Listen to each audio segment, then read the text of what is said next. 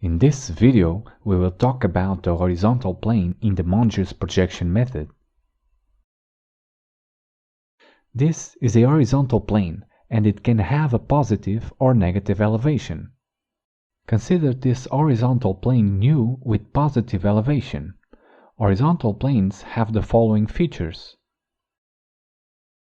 It only has the frontal trace, because it only intersects the frontal reference plane.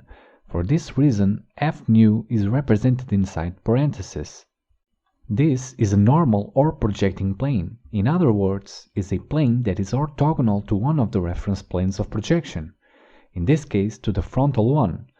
This means that everything that belongs to this plane, whether points, lines, or geometric figures, will be coincident in a single line, the plane's frontal trace.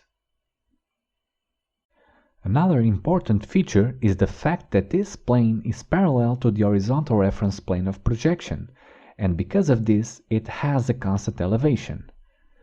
By being parallel to the horizontal reference plane, everything that is contained in this plane, nu, will have its true length or true shape in the horizontal projection.